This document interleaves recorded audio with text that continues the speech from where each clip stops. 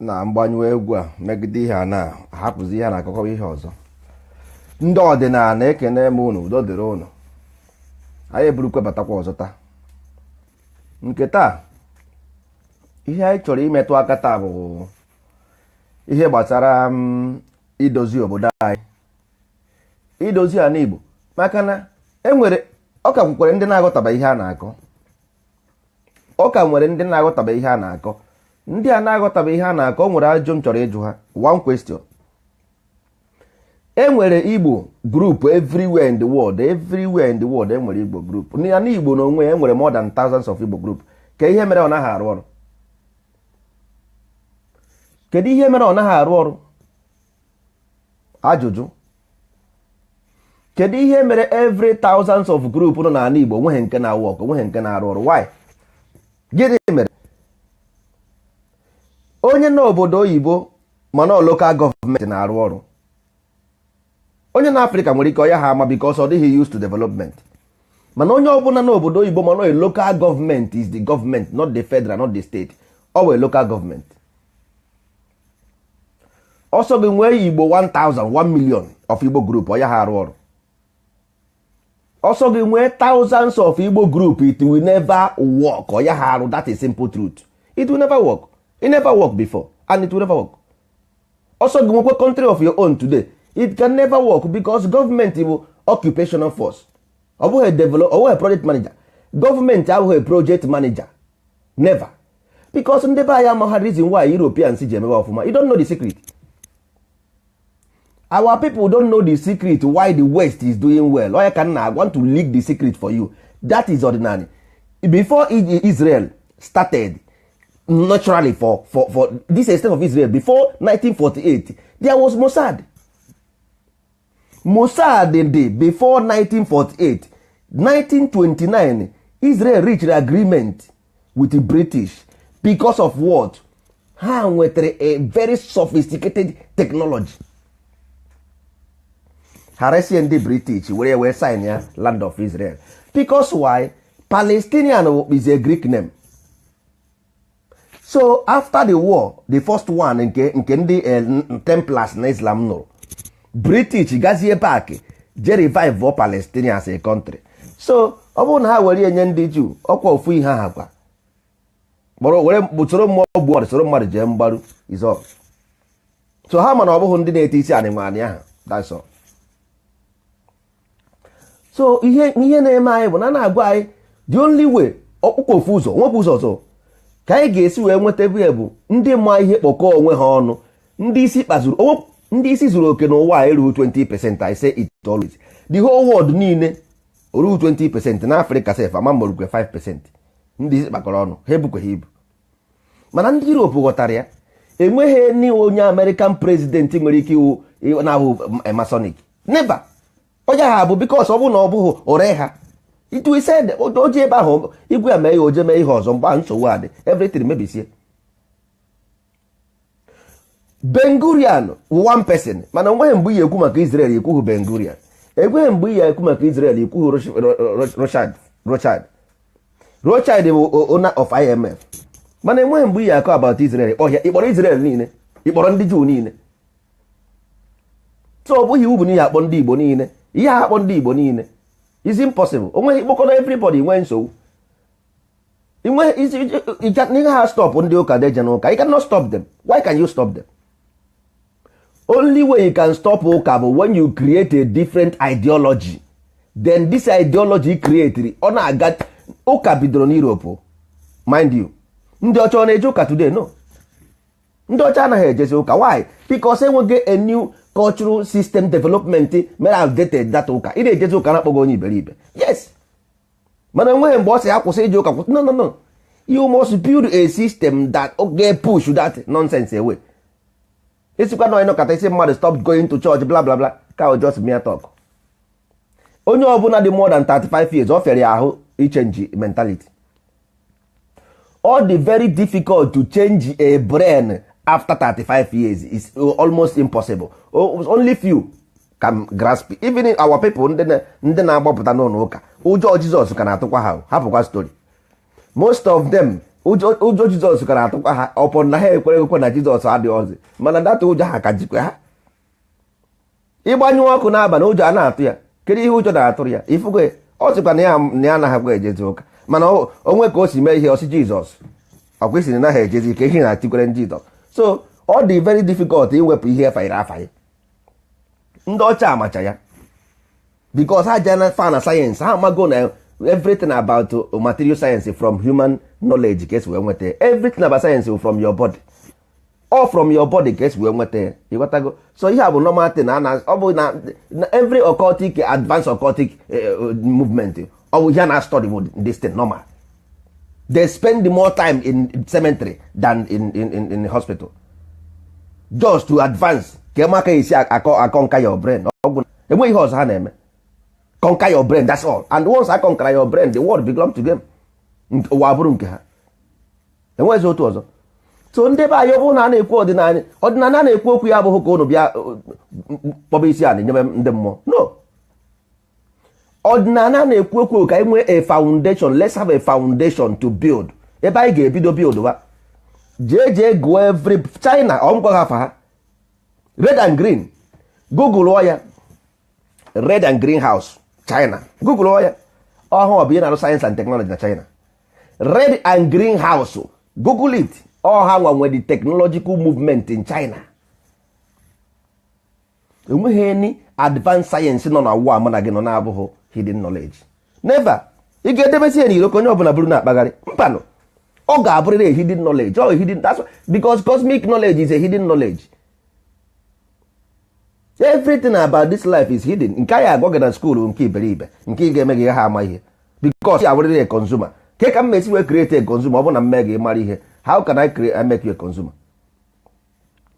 Ndị Igbo at this age 24th century ka ndị Igbo ka na-eri ji na December. Ndị Igbo ka na-eri ji na December na Christmas. So ị na-agwa m na ndị Igbo ama ha mgbe a na-eri ji. Ọ ihe na-achọ ịgwa m. Ọkwa ịhụgo ekwu asị na ha adaghị iberibe. Mana ndị Igbo ama ha ego one iri ji ga-egenerate ma erie n'Ọgọst mgbe ndị mmadụ nọ na break. Ndị Igbo ama ha ego one Igbo land ga-egenerate ma ọ bụ na erie nri n'Ọgọst, erie ji n'Ọgọst. Ọ ihe a na-achọ ịgwa m. Onye nke a riri isi ebe onye nke because ha ama ihe na-akpọ consumer plan. Ndị Igbo ama ihe ha amabeghị business. Ọkwa buying and selling abụ business. Ị ga-ama started knowledge before you go into business. Mana ndị Igbo ama ha, ndị Igbo ama biko ị na-agba ndị Igbo na ha ama asị ndị Igbo ama ihe tabịchọ. Ndị Igbo ama ha ihe. Ọ bụ na ndị Igbo ma ihe ndị ugwu ọkwekwana ha sịrị awụ ndị Israel n'ebe Israel nọ ka ebe ndị Igbo nọ n'ọnụ ka unu ji ekwu Israel nke unu. Israel wụ children of God. Unu na-ekwu n'ọnụ mana Israel na-eme nke ha practically, ha na-eme nke ha na-emepụta ihe ife. Agwụ na ihe unu ga-eme unu agbaba ọsọ ụjọ ka ihe unu na-atụrụ ụjọ. Ndị ugwu anyị ha emeri nwa anyị ngwa unu nke bụ eziokwu. Mana akọ na uche ka anyị ga-eji emeri ndị ugwu. Gọọmenti anaghịkwa develop any country ngwakwa nke bụ eziokwu. Gọọmenti wụ occupational force. So ihe a na-akwụ ụgwọ bụ ndị polisi, ndị amị, ndị agha na-eme ndị polisi aka ọrụ ha ka aka ọrụ ha. Aka ọrụ ndị polisi bụ ndị na-eme make sure na ị na-follow the law. Ọ bụ ndị na-eme make sure na follow the law. Ndị amị the same thing. So all those government workers ọkwa gọọmenti ka ha na-arụrụ ọrụ. Ọ na-arụrụ gị ọrụ? Mba. They are working for government. All because na Nigeria na-ere mmanụ na-ekere ego ọ dị unu ka na-eji government money develop obodo asị ọwụ nwa gị nchọ unu anara earmark nara ego from government. Government eborote ego from central bank wee nye unu na-enwe project unu na-eme project unu. That's simple development. Onwe ndị gọọmenti na-asị na federal road Nigeria ga-arụ, nka Nigeria ga-arụ, airport Nigeria ga-arụ, seaport, mana enweghị nke ha rụrụ. Mba, enweghị nke ha rụrụ na gịnị ka anyị na-eche? Mbọsọ emegide ihe a ọwụ na ya na-anwụzi ha n'Igbo maka ndị ochi ga-adịdị ndị ochi ga ihe nji ekwu ihe a bụ na agụụ na mmadụ abụghị nwanne. There is no how you can keep your children this kind of situation. Ị na-eme expect na ha ya ha ezu ochi na ama mmadụ igwe onwe ya eziokwu. Ịmana a na-ekwu okwu dis onweghị ụdị movement anyị na-ecreate behe n'ụwa. What happened at the end of the day? Because anyị uche anyị ezughị ezu. Ọ bụghị about Igbo movement, ọ bụghị about Biafra movement, ọ bụghị about Nigeria movement. It's about foundation. Ị na-arụ ụlọ n'enu osisi, ị ga-agwa na foundation before ịrụwa ụlọ na enweghị foundation. ọ bụ culture and tradition nwere foundation. N'Europe ihe a na-akpọ ya bụ Judeo-Christian, that's why you kpọọ ya judicial system of government. Ndị Africa buru ha ọmụkwa n'ihe ọwụ, oh we practice judicial system, no, all Jewish law, ọ ya bụ judicial system of government.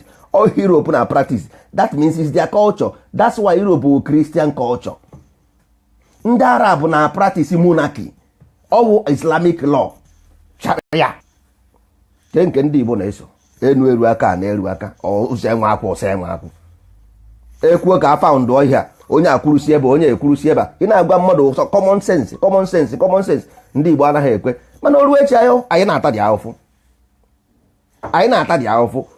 Kwuru nsibidi, ọwụ na onye na-amaghị ya na-akpọ nsibidi aka agụ ya jee gụọ ya. Ndị Igbo na-asụ na with Latin, this nonsense Latin word e nyere anyị, akwa. Gwa m ka e ga-esi wee dede Latin. Akwa ọkụkọ, akwa eji arahụ ụra na ibe akwa, gwa m the difference eji eme ya. Mana ọ bụrụ na nsibidi ideghara mmadụ nsibidi pịa, ọ bụrụ na akwa ka ị dere, onye ahụ neha anya ọ mara aga na ihe na akwa ka ị na-ekwu, ọ symbol. Ọ ka esi eje n'ọnwa, anaghị eje n'ọnwa na 1+1, anaghị eje na space 2+2, no, all symbol, all manipulating the energy. Onwe ekwe 1+1, this is Latin alphabet, onweghị unu ga-eji eme. Latin alphabet unu agaghị eji eme anything. Onye si na-asọ, ọ bụrụ na ịma quantum physics, how many language efu na quantum physics? Even ordinary physics nke how many language nọ there? Abụ symbol. Ọkwa ihe fọrọ dị aka agbụgo, aka agbada, aka agbago, ọkwa ihe na-aka dị. Ọsị ụnụ gbe chede egbe onye nye gịnị bụ nye ndị a na-aghọgbu anyị na-eje anyị aka na-eso ha iberibe. Kọmọn mmanụ nkịta ya amaghị aṅụ, ordinary crude oil ya amaghị, ordinary crude oil ya amaghị aṅụ. Ordinary gold ndị nna nna anyị ha na-amaghị nekwa anyị amazighị amaghị ya. Sọsọ ihe anyị ma na-awụ, ọ na-agba China, ọ na-agba Japan n'enu ebe. Ọ gba China, ọ nọkwa na Abuja, ọ naghịzi ana village.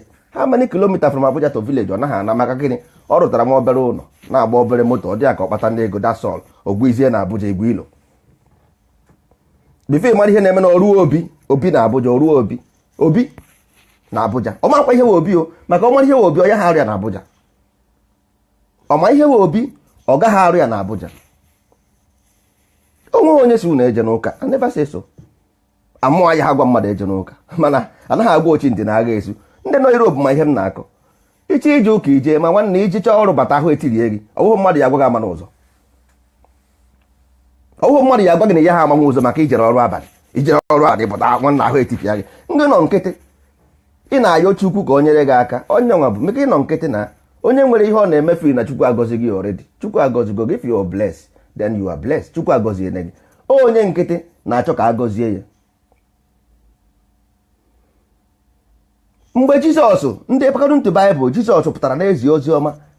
Even John the Baptist pụtara na-asị, dozie n'ụzọ nke ose bụrụ ka ọ kwụrụ ọtọ, n'ihi na onye nwaanyị na-abịakwasị anyị n'azụ. Onye ọ bụla kpọchie ntị. Ogodu no symbol ka ọ, ogodu no allegory, but at least ọ kwuru ihe that is at least geregodo okwu aha nyafọzikwe na o mere eme ma ha eme. Kedu ihe dị njọ na ndị Igbo na-eje n'ọnwa? Kedu ihe dị njọ ka ndị Igbo nwee na space, enwe ihe na space? Nwere ike isi ga-ezughị ezi si na ọ dịghị possible. Nwere ike isi na nọ nso, oh this boy ama m onye. Oh yes, of course. Ben Gurion ha ma bụ onye ọhụụ, mana Ben Gurion metara negotiate for Israel. Ndị Mossad, ndị mmadụ ma bụ ha before ha ebido Mossad, papa aba into science. Before ịmara ihe na-emene, enweta target. Ozugbo ndị British fụrụ na hai osimpa ihe ahụ ihe anyị na-achọ achọ sikpọ nda akpọ ime obodo na-akpọkọtago Iran for negotiation, ime obodo na-akpọkọtago North Korea for negotiation. Onwe onye ga-akpọ unu, onwe onye dị ready inye gị anything. Isi na asị, isi na nọ nso gwara gị because enweghị ihe ị nwere. Mmanụ gị ha ji already, sọsọ mmanụ ị nwere ọ dị under their control from Southern. So kedu ihe ị ga-eje negotiate? Kedu ihe ị ga-eje negotiate? Enweghị. Ị ga-enwere onye ọbụla nwere akwụ nke ibiri nnụnụ nwere akwụ nke ya. ndị Igbo enweghị akwụ, anyị enweghị akwụ. Mgbe ndị ochie enwechara ihe na-akpa ekpe, onweghị ndị, ọ bụrụ na enweghị ọdịnala evi na ya kaghara iwu ndị Igbo taa. Ọ bụrụ na ọ bụghị ọdịnala nke nna nna anyị ha ya kaghara iwu ndị Igbo taa. Ọ nke ahụ kpọrọ anyị ebe anyị nọ today. Anyị rụzie ebe aghasa ya, onye akwụrụsi ebe, onye akwụrụsi ebe, onye akwụrụsi ebe. A ga-enwe free society, but at least ọ ga-enwenu ebe ihe si eto look at n'ala Igbo na ije n'ala Igbo, ị ga-afụ ụzọ arụrụ arụ, aja ekpochichago ụzọ ahụ, ọfọzie mkpịwara ụzọ. O nwekwere gota, aja ekpochigo dị gota, kpochibezi ụzọ ahụ, ọkpọfọzie mkpịwara ụzọ. Mana ọ bụrụ na e nwere ọdịnala, ndị ọbụla vileji nke ha kpochaa aja nke ha, main road ebu ibu, gota dị, mmiri zoo ọga, akọ ụkwụ isi, ị na-aga n'ụzọ, anwụcha gị enwe ebe ị ga-etere isi. Anwụ na-acha n'Afrịka, ebe anwụ na-acha too much, ọ na-eme ha isi a na-aghasa ha, anwụcha too much na brain ọkụsasịa ya. Mana ị ga anwụcha gị, izere anwụ, isi ewee jụọ gị oyi. Etinye mmiri, mgbapụ mmiri 200 300,000, ị na-aga ime, iwere mmiri kwụọ n'isi, mmiri anwụ na-acha ebe ahụ. Ọ mmadụ ka ịba ya abụghị ndị mma esi n'ime eri nri. Mana ndị Igbo ịgwa ha, ọ dịka ị na-emegbu ha emegbu, onweghị onye na-emegbu na-emegbu, ọ bụghị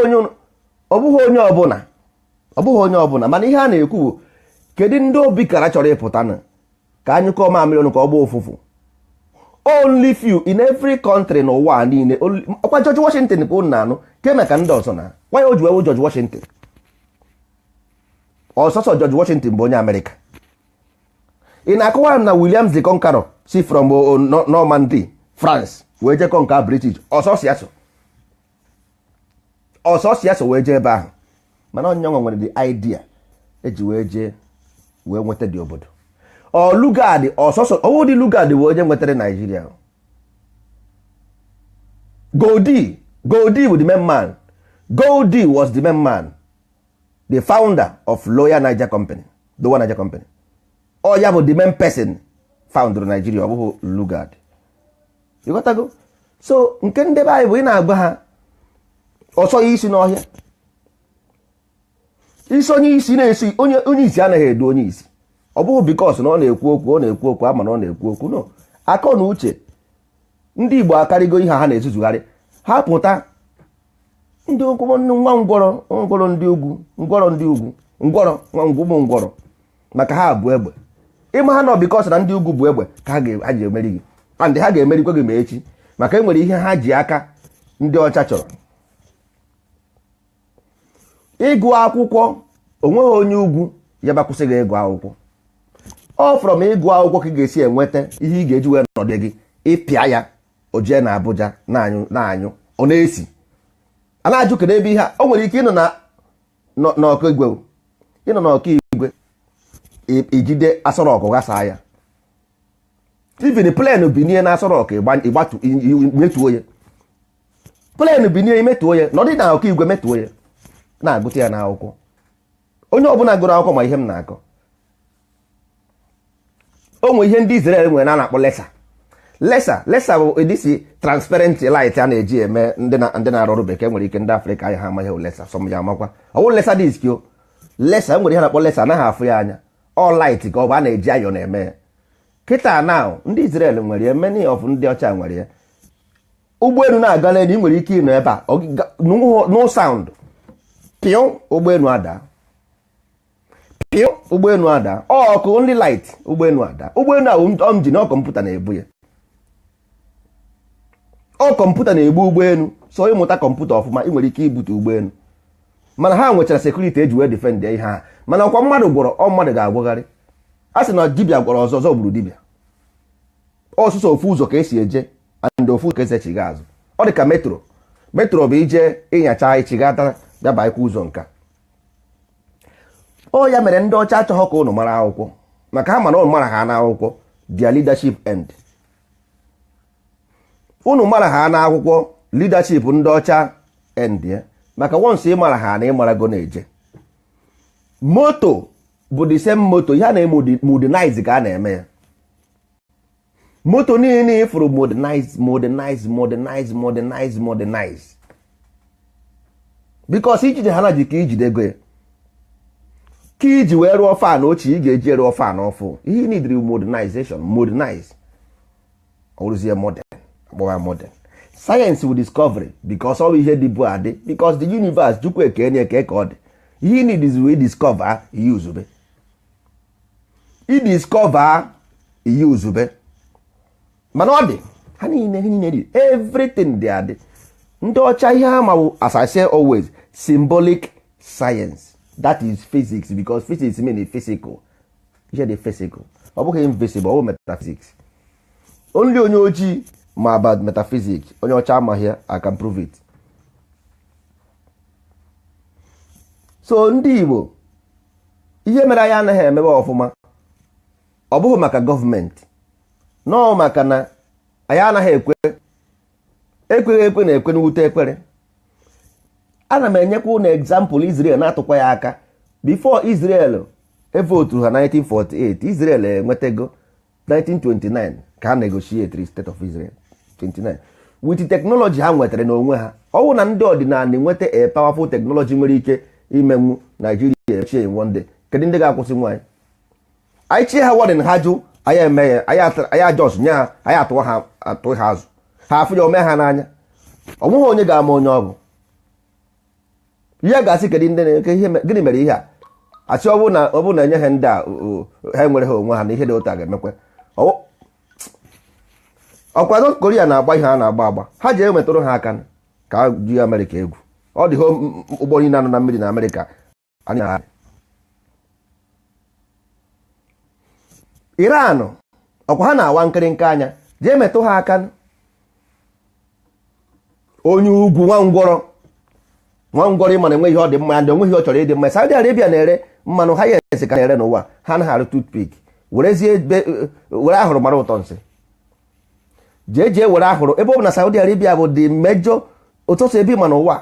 Ndị Dubai ihe niile ifu na Dubai bụ Europeans nwe ya. Ihe niile ifu na Dubai bụ Europeans nwe ya. Hapụkwa ihe a na-akọ ndị Arab dawụ ndị ara ọ Europeans ebe a ka ha na-enyi ego ha, ndị oshi ndị ọcha ebe a na Arab land ka ha na-enyi ego ha. Achịkọrọ ego ụmụazị ha jeganye ebe a na-akọrọ ha nọnsensị ya na crisis dị. Onye bụ crisis nwa? Crisis ọwafa mmadụ, crisis ọwafa mmadụ. So ka mma anyị kpọkọta onwe anyị ọnụ anyị ji atụmatụ mana atụmatụ anyị ji bụ na ọsụsọ ndị nọ n'ime ga-ama maka na agwara m ụnụ ọ bụghị otu ahụ ntụ eche ka ọ dịghị izu otu ahụ. Ekwensu na-achị ụwa, ọ bụghị ekwensu ka mkpọ ya devil ka nye uzuo devil na-achị ụwa biko nwere ike iyuzu ekwensu ndị ewe iwe. Devil na-achị ụwa ịghọtago and the which is devil adịkwa ready for devil aha convince go unu efili no destruction yo ya bụ powerful ifugo that means ịba will go for the devil.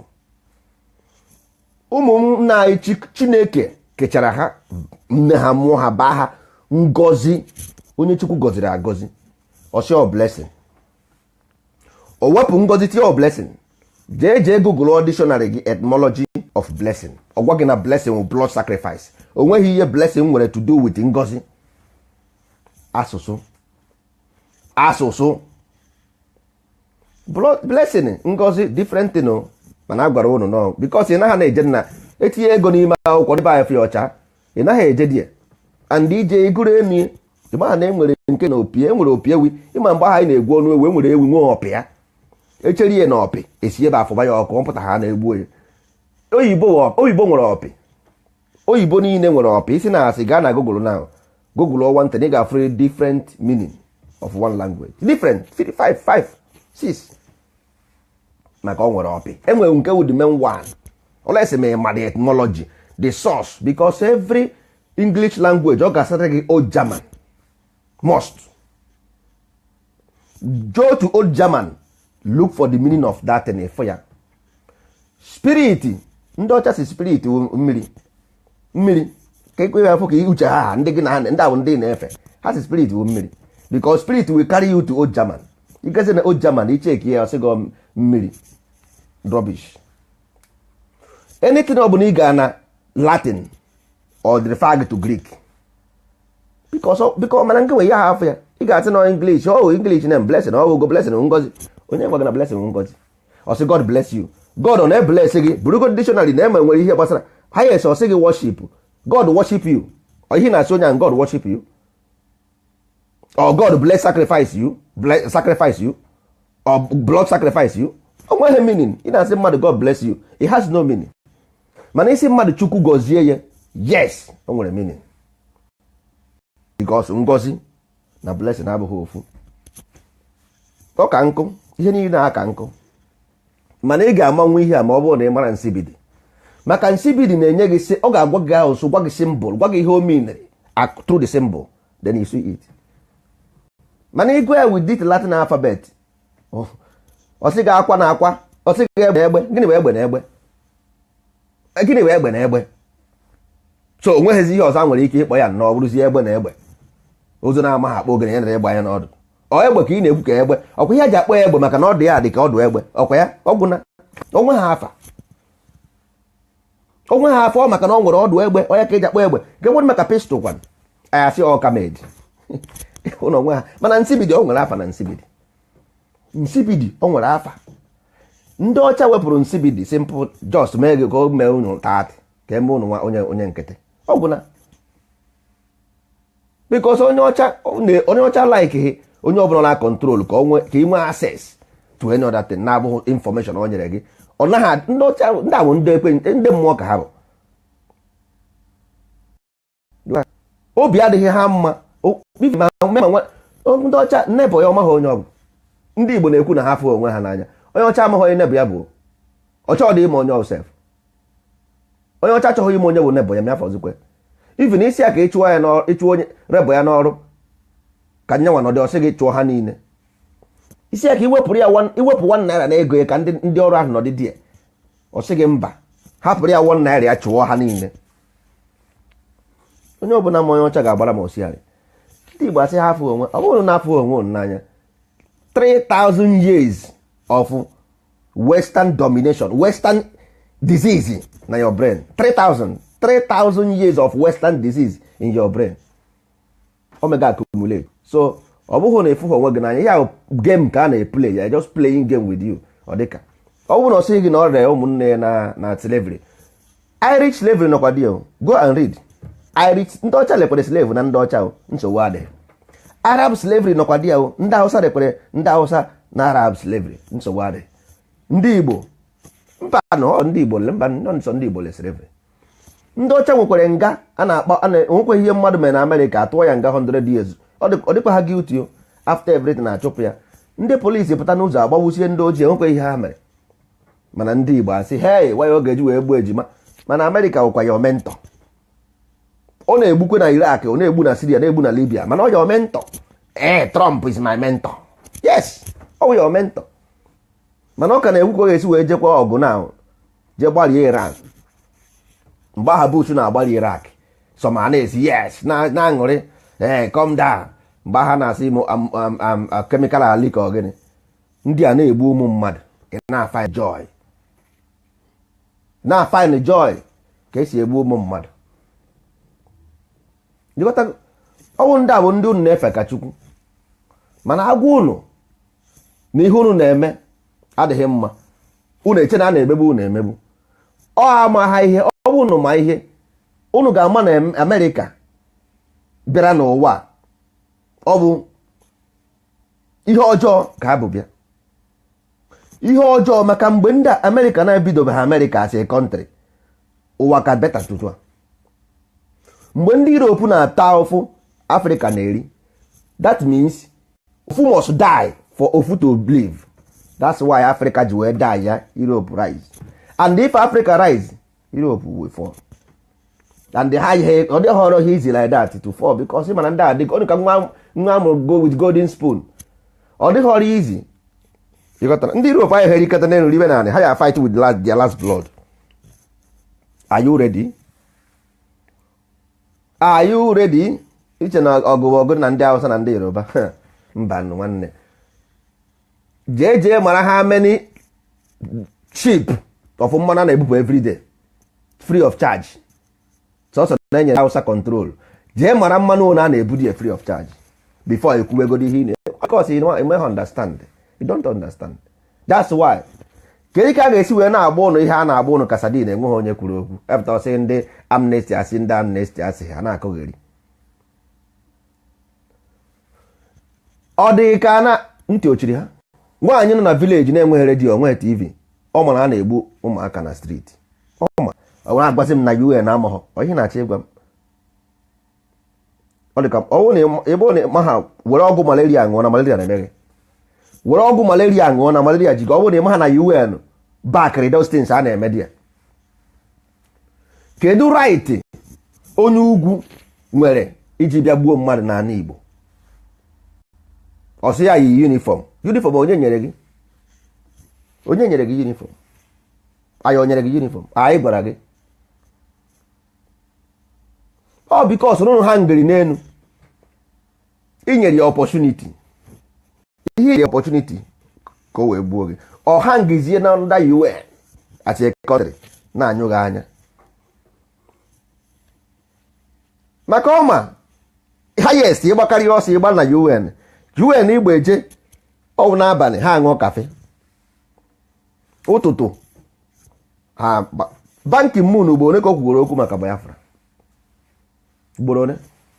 Ndị Europe onyere ọnwụ, ofe onyere ọnwụ nọkọta from one local government, ọ na-achọ favor, ọ chọọ ka ndị immigrant vote orie, ọpụta ka nonsense, anyị eburu kpagharịba.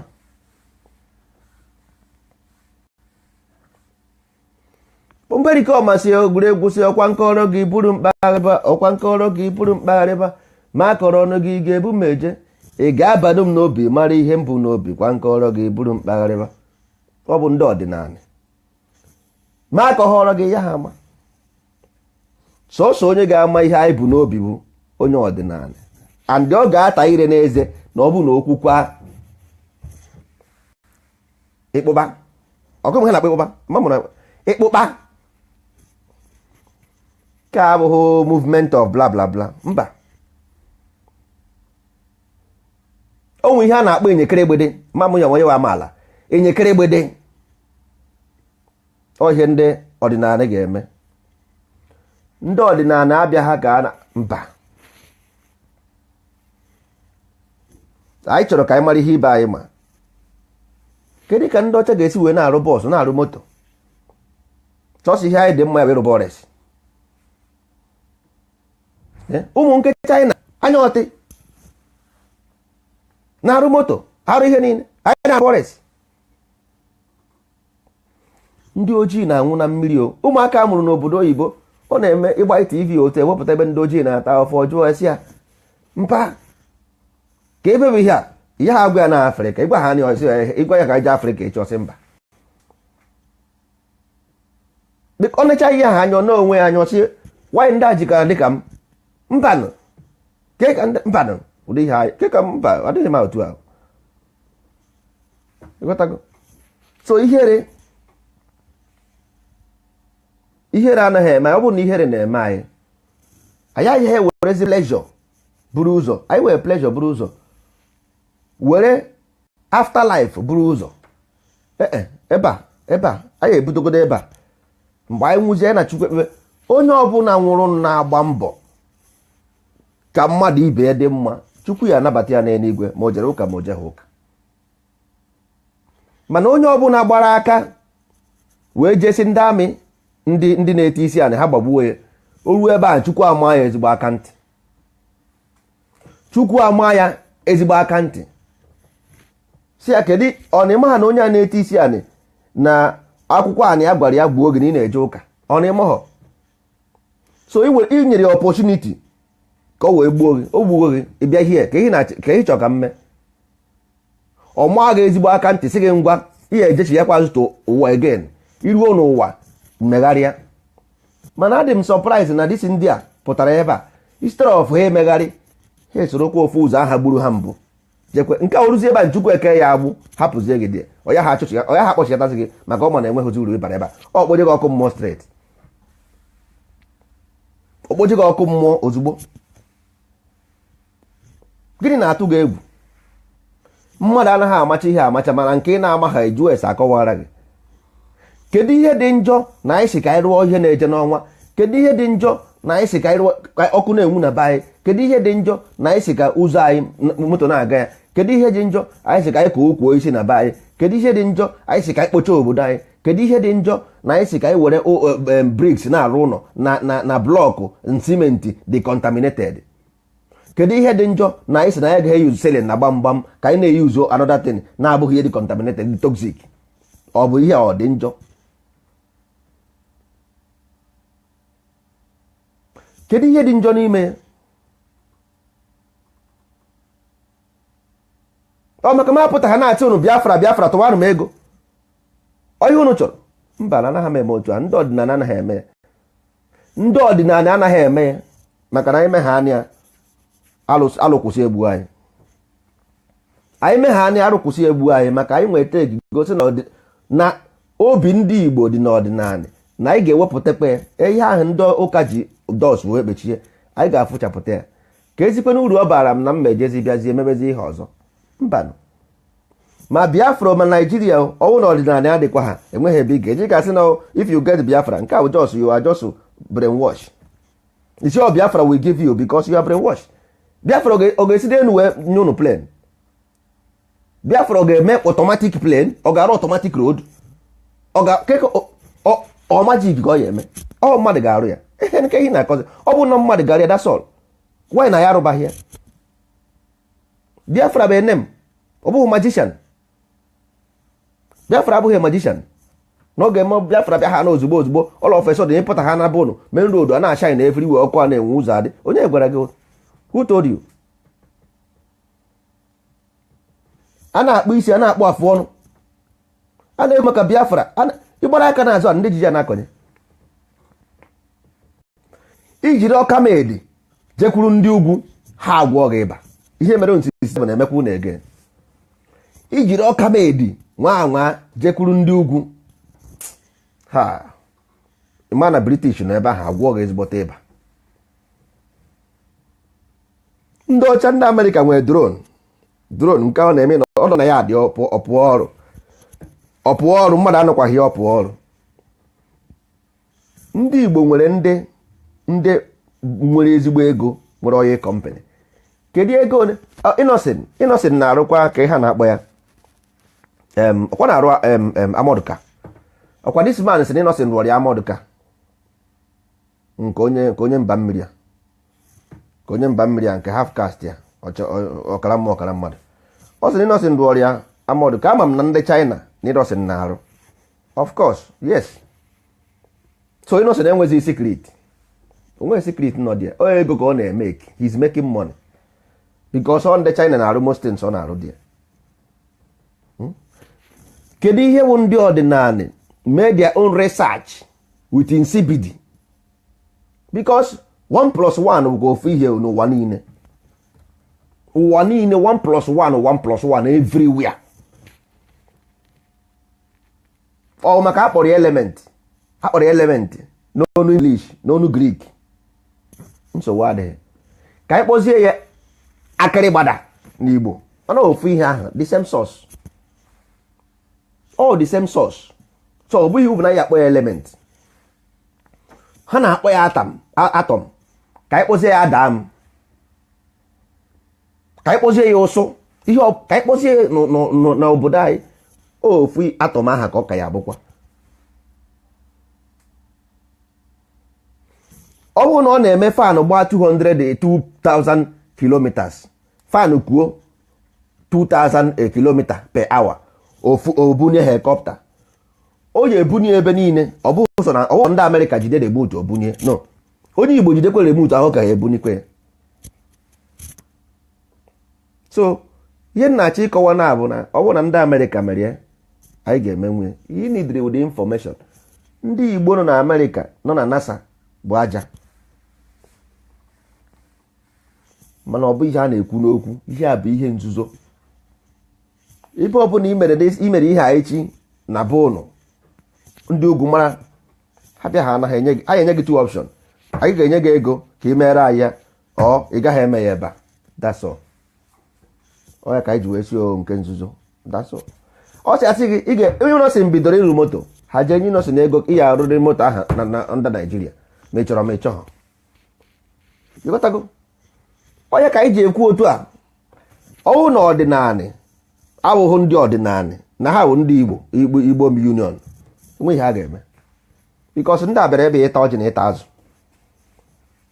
ndị ahụ bịara ịta ọjị na ịta azụ awa ji onye prezidenti ndị Igbo mitin Igbo Union ọ prezidenti ụgbọgụrụ ịhụ ya ọza ọ na-aza baara iri omekanna ya na Malaysia omekanna ya na ebe nwa omekanna ya na Spain omekanna ya na Germany ọsọsọ ihe ọ dị mma ya a na-etu ya afa mgbọsị mitin ruo eje ebe ahụ aṅụọ nkwụ nwụsa o nwere ekupụta nwa abịa ṅụọ ọgwụ mmanya ebuto everybody adaiz o gburu ozu onye nwa o gbugo ahịhịa batara ọsọsọ ihe anyị dị mma ya ekwu okwu sayensị and teknọlọji ọ dị anyị fọrin hai mpanụ ndị Igbo kembọsị ndị Igbo nwekwe sayensị so ọ ka mma ihe ọdịnala na-akpọrọ ụnụ ọkwa John the Baptist na-asị ụnụ dozie n'ụzọ nke Olise bụrụ ụwa ka ọ kwụrụ ọtọ n'ihi na onye nwe anyị na-abịakwasị anyị n'azụ ọhụkwe Chaimo ekwuo na ihe ahụ kwuru oge a ọ sị na Biafra gọọmenti will provide enable environment ọ bụ ihe i chere ka onye bụ gọvanọ n'Enugu gọvanọ wụ chief security of a state ka onye bụ gọvanọ n'Enugu onye Igbo ka onye bụ gọvanọ na Anambra onye Igbo ka onye bụ gọvanọ n'Imo onye Igbo ka onye bụ gọvanọ kwa Enugu dị akpọ na m Enugu ọrụ Igbo bụcha gọvanọ dị ya enweghị ihe ha mere ọ mgbe Biafra bezi ọtọmatik mebi ọ bụrụ sọ gị ya awụ gọvanọ na Biafra bikos ịma ha na ndị Igbo niile na-ekwu okwu ha nọcha ya enweghị ebe ha na-eje ndị niile anyị na-akpọ ndị ọjọọ ha ka ya bụkwa ndị Igbo ya ha nara ha dia license to be Igbo ha jikwa ego they will come brainwash ọ na-eme exist brainwash always exist ihe ọ na-idiri bụ ije ọsụ nnọọ nye ofu okooko ego nye egbe nye mma ọ confront gị ị ga-ebunwu n'ime Biafra gị ahụ ị gaghị ebunwu ya Peter Obi na-eme ihe ọjọọ for example enweta Biafra Peter Obi nọkwa na Biafra ụnụ asị ọya ha eme Peter Obi emobilize ya ndị otu confront ụnụ ịmana ya ebidogo destruction bụ ihe ahụ enwere ike before ya na-ekwuzi okwu ịrụzi the plane na moto o take ya another 3 years nzuzu because ị nweghị temperament you don't control your anger ị nwere ike isorie ghọba ara mmadụ na-abụ ghọba ara ọ bụrụ ndị iberibe ị nwere ike ị na-asa ahụ gbara ọtọ na-asa ahụ mbịachiri akwa gị ebe ị na-asa ahụ pụọ gbaba ọsọ ị gbara ọtọ chụba m ịghọkwa na onye ara but unu amaghị ihe na-akpọ Hegelian dialectic you don't know ị maha na enwe ihe na-akpọ law of cause and effect you don't know every problem nwere the cause of it so if you na Biafra will be virgin don't feel so if you na deceive yourself if you na Biafra ya virgin no olesi me nwere tablet a ga-enye everybody ọnwụcha ọnọjụọ arụ ehe only a brainwash person ga-efeel na Biafra ga-agba ice water never ọ dịghị izi otu ahụ if you want a decent country you can create it if you want South Sudan you can create ọ bụ ngụnwa ga-eme ya nobody will do it for you na nna agwa ndị Igbo na adị lazy in thinking na asị na asị if you want a decent country you will be responsible for it if you want South Sudan the same you mana iche igbe na automatic there is no automatic so ịhapụ ihe Biafra government will be no that mindset anyị ji anyị agaghị emenwe achọrọ m ka Biafra bịa taa na echi I want our first person I love Biafra more than anything but onweghị ihe Biafra nwere ime for development Biafra yes of course ọ ga-enye anyị chance for development but ịma na we are brainwashed don't you know that na we ndị Igbo as a people for today na anyị adịghị completely normal ọ na-emọrọ ndị Igbo adịghị normal for now so we have to put things in order anyị ga-echenji ndị ọdịnala ọ bụrụ na ndị ọdịnala bido establish normal anyị ga-ewepụta system of education to educate the kids so that they will grow up and become somebody anyị chọrọ ka ha bụrụ. Ha bụrụ ndị Igbo n'ime mmụọ na eziokwu, bụrụ vicious people, bụrụ people with ambition. Ọ bụghị nke Igbo anyị mụrụ kịta sọsọ uche ọgba ọsọ n'igwe ka ọ na-agba. Nwatakịrị dị 5 years agbawa n'ọsọ n'igwe. Ibie na-ekwu maka aeroplane na helicopter, ọ na-agba ọsọ n'igwe.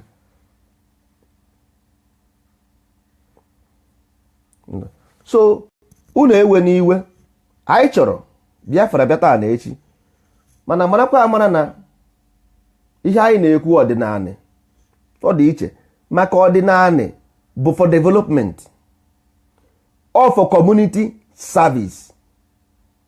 At least our environment will secure. Ọ dị mma ana Igbo maa mma ọ mara mụ na gị, ana Igbo jọọ njọ ọ jọrọ mụ na gị. Ihe ha ejide nwa ewi n'ọdụdụ hapịa chụba nne ya, ị ga-ejidegodi ya n'aka bifo ikwuba okwu nne ya. Ijighị Biafra n'aka, ijighị Biafra n'aka, ijighị. Onye ọbụla chọrọ ka ọ bịa mana ijighị. A ga-echebesi mgbe ọ bịara nwanne bifo mgbe aha ya anwụsị ya. Gwa gị nke bụ eziokwu. And mụ anyị na-egbu oge mụọ ndị ugwu na-eme occupied our land, ngwakwa nke bụ eziokwu. Mụ anyị na-egbu oge, mụọ oge anyị na-egbu mụọ ndị ugwu na-abịa. Ndị ugwu dị ready and ndị ugwu mana ya dịrọ ready. That is the problem. Ndị ugwu dị ready and ndị ugwu na mana ya dịrọ ready. Ọ ya bụ the worst. A sị na ebube agụ na-eche agụ, anyị enweghị ikwu ma ebube. Ebube anyị asị ndị Igbo of today enweghị ha ji. Anyị gba ọtọ, jebe ejebe adịghị mma, naba anaba adịghị mma. Anyị afụcha na ndị oke mmadụ na Igbo, ha na-asị na anyị nwa ụmụaka ka youth ka ha ji nwee hope. Can you imagine? No youth ka ha ji nwee hope. Youth nwa adị mma, polisi adị mma, kọtụma. Gwazie enu, ọ bụrụ na ị nweghị ọdịnala, ama ihe ahụ secret ka na-elikere unu.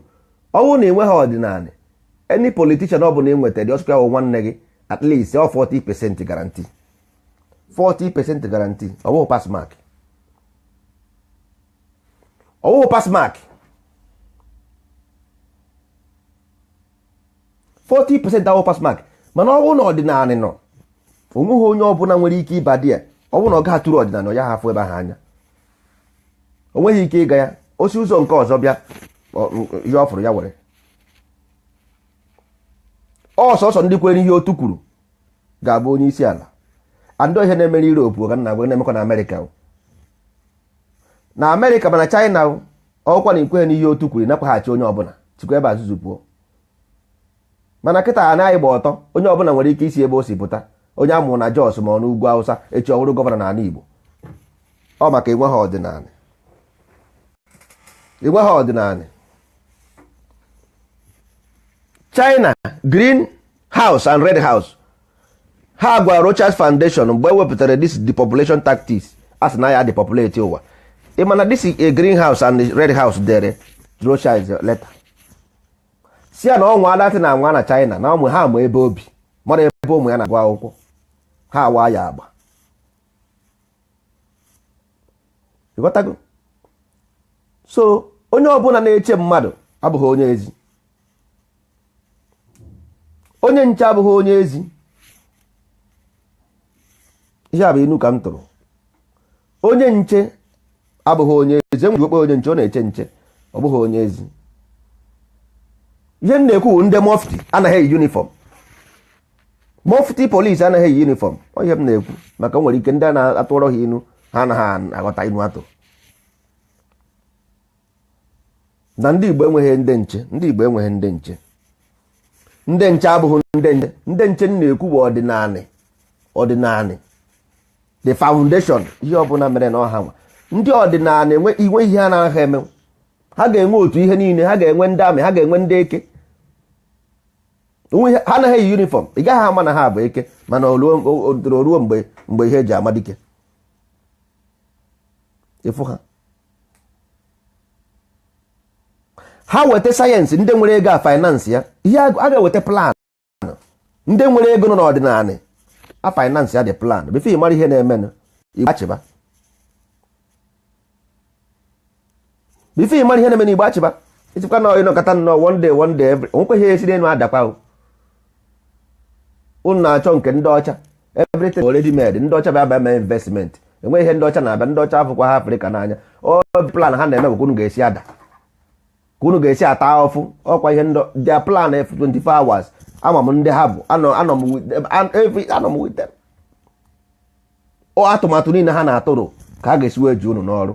Unu nwere mmanụ, unu nwere gold, ihe unu na-eyuzu ụwa niile, ihe niile a na-eyuzu n'ụwa niile, ma telefon ma moto ma ihe ma plen.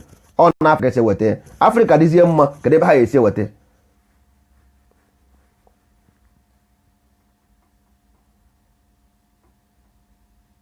Kedu ebe a ga-esi eweta ma ọ bụrụ na unu dịzie mma? Jiri egbe ya bụ naghị ihe gị. Even were nke karịrị egbe jete ya. Ịgbara aka ruo dị ọgwọ gị ịba. Ịgbara aka ruo dị ọgwọ gị ịba. Ihe mere ya abụghị obere ihe. Ọ bụ ihe a na-ekwute n'okwu. Ọ bụ ihe anyị kpuchiri ịba ime anyị jee gụba akwụkwọ. Ndị otu ọdịnala jee mebe research and technology. Mebenu onwe onye so n'okwu. Go ahead, do your freedom. Anyị na-abịa mgbe anyị dị ready we come. Mebe ihe ị na-eme, anyị dị ready we will come. Nsogbu adịghị, don't worry yourself.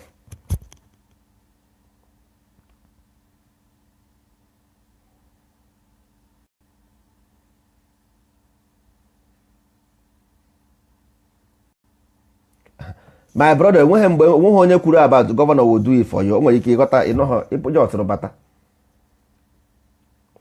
Ana m agwa gị na ọ bụrụ na ihe ọbụla ị mere wit ndị gọvanọ na ha ga-ere gị, ma nke ya abịakwu abịa, ọsịsọ ọdịnala wee garanti the gọvanọ ga-abịa ebe ahụ rụọ ọrụ maka o kwere nkwa. Ọ bụghị nkwa nke a na-ekwe n'ezi, o kwere nkwa n'ime mmụọ na eziokwu. O nwere nkwa nke a na-ekwe n'ezi, nwe nke ọ bụ n'ụwa. If there is no consequence, people will not do good. Ndị mmadụ na-anya moto 300 kilometers. Ọ bụrụ na enweghị consequence, o ruo na main road ọ na-agba, o nwere ike gba 350 sef. Mana ọ ma na ọ gba 350 o nwere consequence. So ya ha agba ya. O reduce. That is it. Na Nigeria enweghị consequence na gọvanọ. N'ugwu Hausa ha nwere some consequence. But ọ dịghị like that. Na Igbo enweghị, there is no consequence at all if you do evil. If you do evil na Igbo, there is no consequence. Sọsọ nwatakịrị zuo crayfish etigbuo ya. That's all. Sọsọ nwatakịrị zuo crayfish etigbuo ya. Ọ zuo kọmputa, ọ zuo phone. Mana ọ ga-ewere sign phone o the whole morning. Eji wee rụọ road zuo ụzọ. Onwe ihe mere ya. Ọ ka mgbuwara ụlọ ahịa ebe a anaghị m egbuwara ụlọ ahịa. Ihe mere bụ na onye isi anaghị edu onye isi. Onye na-ama ha ọkwasị na ụzụ na-ama ha akpa ogene na-ere nọ. Ndị Igbo jee gụọ history of Israel. Jee gụọ history of Israel. Defi bịa kwuo okwu freedom, ị mara ihe ị na-akọ. Jee gụọ history of Israel. Defi pụta chepụta ụmụnne gị ka egbuo.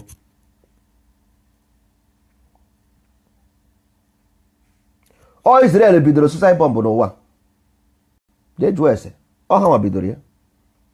Mana at least nwe mara ihe na-anwụrụ fọ. Ị gaghị just nwụọ like that. A painful death.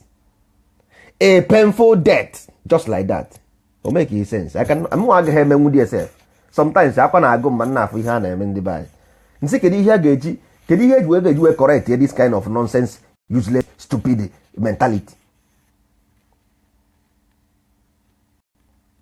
Kedu ihe ụda ihe adị? A na-agba aka achụ ihe na-atarụ n'ebe ekwen. Ebe ka ọ na-eme.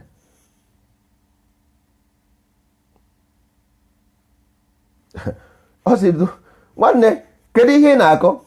Ihe abụghị about the use of Biafra. Ịmaha mgbe this movement of Biafra bidoro. That's all. Pump and play. Agaghị m ekwuzi more than that. You got to go? Unu jọsụrụ mapụtasịa taa. Biafra movement ebidokwa taa. You got to so nsogbu adịghị. Onye Igbo ọbụla bụ onye Biafra, abụ m onye Biafra, ọ bụghị about Biafra, ọdịnala abụ maka Biafra. Mana ihe m na-agwa gị bụ to prevent criminal from that Biafra, ọdịnala must be.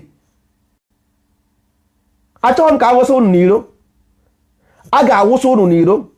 Abụ m Biafra 100%, 120%, mana ọ bụrụ na ya enweghị ọdịnala nwanne, a ga-awụ unu naanị o, because there is no consequence. There is no consequence. A ga-awụ unu naanị. Ọdịnala nwere consequence. So na-aga na anyị na-abịa, a sọpọtụrụ m Biafra, go ahead, but anyị na-abịa mgbe o ji teta ụra bụ ụtụtụ ya. Ihe anyị chọrọ bụ ka ịpụta ịgagharịchi na-abịaghị enwe ihe ya eme gị. Ịmụ ọnwụ ụmụ gị enwe ọrụ, ọkụ a na-enwe ụzọ adị, ọ ihe anyị chọrọ. Biafra wee nem. Of course, onweghị onye na-achọghọ Biafra, everybody chọrọ Biafra. A na-ekwute n'okwu, ọ ikwuo Biafra ada n'elu, ọ na-esi n'elu ada. Enweghị ihe ị nwere, ị na-confront ndị ji egbe na mma. Hapụ UN, UN foundrụ Nigeria debere ebe ahụ, the same person nwe Nigeria foundrụ UN, ha foundụchara those things. So jee kwado onwe gị, mara ihe ị na-eme. Ọ bụrụ na Biafra ka ị chọrọ, kwado onwe gị ọfụma, ije were ya, onwe ejighị aka. Ihe unu na-eme bụ carnival. This movement is carnival. Ọ bụghị anything. Ọ ihe ụmụazị ya eme ụgwọ ụmụazị ka ị na-agwa ụdị okwu ahụ. Ime onye gị na-emekọ ihe. Anọgo m for European Parliament for 12 years now. Mụ na ndọcha na-emekọ ihe. Ụmụazị pụta na street a na-akwụgharị, a na-egbu ha, asị na-eme freedom fighting. Good nonsense with that thing. Unu a na-arụ egbe. Onwe na-eme freedom fighting na-amaghị arụ egbe. Mmadụ n'ime unu ma arụ egbe. Mmadụ n'ime unu maara ihe na-agba agba. Mmadụ kpọtara gị gasa gị dị onweghị. Anaghị m achọghị m ikwu okwu ebe a. Chọọ m ikwu okwu ebe a, nwanne akpakwara m aka n'ọdụ. Ije n'ala Igbo niile, ndị eke juru ebe niile. Ebe niile ndị amị juru eju. Kedu ebe ị ga-eme ihe nwa? A na-ekwu okwu freedom in a confined environment.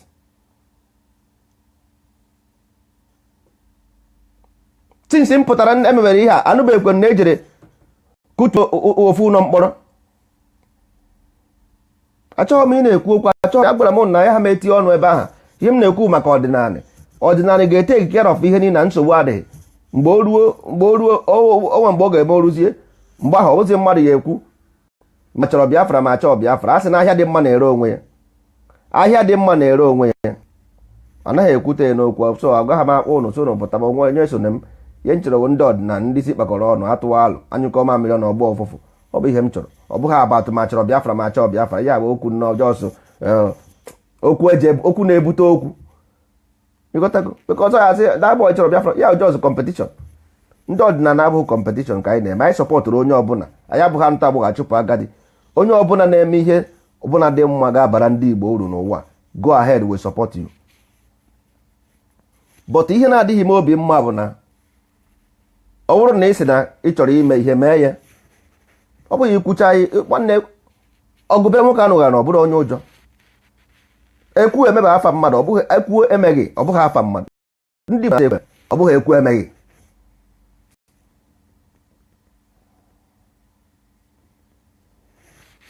Ebe emeghị abụghị afa ndị Igbo. Ndị Igbo bụ akwu eme. Ndị Igbo kịta bụzi ekwu emeghị. Ekwu emeghị bụzi afa ndị Igbo. So ọ ka mma ọ bụrụ na ị maghị ihe ị ga-eme nọjụ arụ na ịpụta na-akọghịrị. Ịmaghị ihe ị ga-eme nọjụ arụ. Ọ bụrụ na ị chọrọ ime ihe n'eziokwu, ị jụọ ndị mmadụ, ha kụziere ije mee, enweghị esi ga-emene. Onye ma ndị Igbo Union ma Biafra, onye ọbụla na-eme ha n'ihe ga-abara ndị Igbo uru, supported. O nwere 100% my support. Mana ka ị hụrụ ọdịnala is a philosophy. Ọdịnala is a philosophy. Ọ bụghị about colonial boundary. It's a philosophy, it's an ideology, it's a philosophy. So ị na-amaghị ihe philosophy, ya bụrụ dictionary, white man dictionary, because philosophy white man's language. So ka akọwarịa ihe philosophy. Ịmụ na ọ dịghị na your time. all this thing adịghị na your time because this generation ha ma ha na achị na philosophy bụ ihe mgbe ndị ochie a sịrị philosophy adama bụ philosopher ọ bụ ihe ndị be anyị na-eche so philosophy bụ some kind of old man somewhere mba philosophy ịchọsị ịgụọ ya na dictionary ọgwazie gị ị marazi ihe anyị na-ekwu maka ọdịnala ọkwa next 100 200 300 years ndị mmadụ will talk about this today ọ ihe anyị na-ekwu asịkwa mgbe aha philosophy they will have their own anyị chọrọ ibuild a brain mana life goes on ọ bụghị ndị na-achị na ụwa na-achị egwu weaji end time enweghị ebe end time na-abịa end time gịnị dị end time mmụọ nke mmadụ ụwa ụnọkwa ịnwụọ ọ bụrụ na ọsọ na-erubeghị that side ya ha agwa ụnụ ọ mgbe ngwo n'ọdịnala egbugharị ụnụ ahịa what life is all about ana ebe ihe eje ma ịnwụọ nke ha bụ n'ọdịnala ka a na-ekwu anaghị ekwu ya ebe a maka o nwere ike ụnụ lahụ ụla rọọ nrọ ụjọ atụba ụnụ so ma agbabara sef so ebe ihe eje ma ịnwụọ ndị ọdịnala ma anyị ma hapụ n'igwe na ọkụ mmụọ nke a bụ nke ụmụazị nke a bụ nke ụmụazị ka ha bụghị nke so Ebuka akwụkwara m go abụ nke isi ije ọsụrụ mmanya mbata abịbata nsogbu adịghị emechazi ji wee gee leta nsogbu adịghị ana m egbughara ndị be anyị ahịa maka otego m achọkọtago m ka mma ka ndị nwere ike ichenji mana afụghị m the changes ka m gwazie ha apụtazie ka mewezie ihe a na-eme nweghị ụjọ na mmadụ abụghị nwanne ọsọsọ ụjọ bụ ihe nwere ike iji wee jide gị without chain ọ ụjọ a na-eji ụjọ jide mmadụ without chain iche ijide mmadụ without chain itinye ya ụjọ n'ahụ etigo ndị Igbo ụjọ anyị bụ itamarjọ ncha gro ha ndị bụ mmadụ nna nwanne onye ọbụla na-ama palị onye ọbụla na-ama palị gwazie ụnụ ebe ụnụ 95% of going ndị Igbo unu feluo ihe ọdịna ịnụ 95% of going iche na egwuregwu ka na egwu jekwe jụọ Peter Edochie anyị emego Peter Edochie approach onweghị onye na-emebe n'ime ha niile anyị na-agbabaghị izu ma ndị ụka ma ndị fada nọ n'ala Igbo ha niile connive with gọvanọ unu anago ndị Igbo unu anago so ọ ka mma na unu pụtara kịta anyị afụchago ndị niile nọ n'ala Igbo ka a ga-esi wee hazie ihe akụkọ anyị na-anụ anaghị m ekwu ya ebe akụkọ anyị nwetara agaghị ekwu ya na asị na abụghị maka diochi anaghị ekwu ihe ọfụ n'elu maka mgbe ọzọ mana ka ọ dịbago dị na mbọsị onye ochi ya akwa nna ya anyị jechọọ ihe anyị furu efu ka ọ dịkwa na mbọsị ọzọ na-enwekwa efe a na-egbugharị ụlọ ahịa ọgwụ egbu ndị ọkara obi a na-azịkọ m ka ndata ego ọkụ ụwa n'onu m ka achọrọ m nna be anyị m na-agagharị n'iro anyị ga na-eri ji n'ọgọst the best maka na ọgọst ka onye ọbụla na-enwe vacation so ị kwesịrị ịma na iri ji anyị ga-atọ ọnụ ya to marketing ọ ga-awụzi a consumer plan anyị ga-enwe at least minimum of 10 feast a ga na-eme n'ala Igbo ka ndị mmadụ wee na-abịa na village na-adị used to village anyị emegharịzie village ọ dịka taa na onye bịazi onye ha anazi ọwụ nke bịa 2 days na-agba Lagos agba Abuja agba ụzọ ogologo ụmụ ka ha na-akpọ ụmụ moto ọfụ apụtara bọs small bọs a na-egbu ndị mmadụ ka a na-egbu sardine nwee industrial layout nwee industrial avenue ebe a na-aba ndị mmadụ na ke ihe mere ndị Igbo kedụ wụ nọnsensị ya unu enweghị adị mma polisi adị mma kọtụma o jee Lagos ọrụ kọmpanị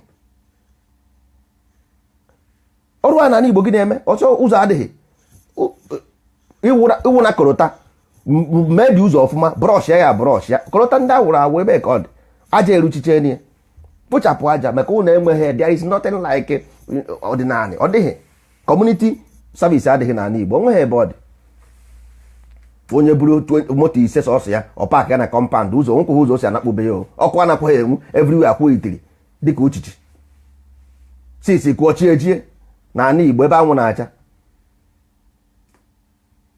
ịka ika masị white pụta everywhere kpuchikọ ọzọkwa Amerịka a na-akwụ $1 million a month ihe na anaghị eme gị na village ibi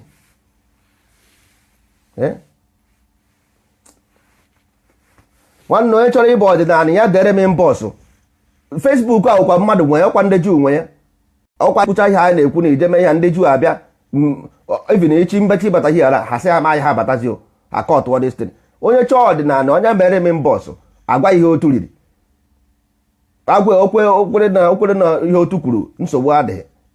Ọ nwayọọ nwayọọ ka eji eme ọdịnala, anaghị arụ ọchị ya arụ ọchị. Enwere mgbe ị ga-eme iruzie onye ike, mana a ga-ebidogodi n'obere obere, mana enweghị ihe a na-ede ebe a maka ndị enwe ihe ahụ ndị ọcha ikwuwe ọnụ ebe a. Ndị a echi mbe ha na-ebata ebe a ọchị na maya ha abatazi na ablọgụ Facebook ya, onye ọbụla anọ nwayọ. So onwe ihe ị chọrọ dere m inbox ka anyị kwuo, nye m kọntaktị gị, then we discuss about that. Pastor, afụrụ m gị nsogbu ahụ, afụrụ m na I saw you. Ebuka, I see you. So onye ọbụla nara ekene, nsogbu adịghị, na nwayọ nwayọ. A na-akpụ isi, a na-akpụkwa afụ ọnụ. Ọ dịkwanụ.